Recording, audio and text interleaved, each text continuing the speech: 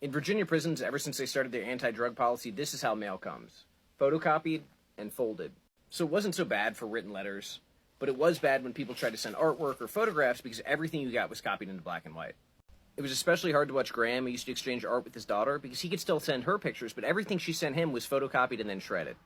So she stopped sending him drawings. He stopped having things to hold on to that reminded him of his daughter and how they've grown and learned together.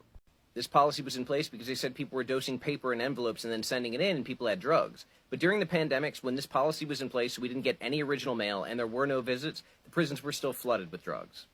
Every policy has been about restricting visitation or restricting mail and limiting the ways that people make meaningful connections and have meaningful contact with family and friends. And if this was effective, if there were no more drugs in prison, I'd go for it. But there are people overdosing on a regular basis.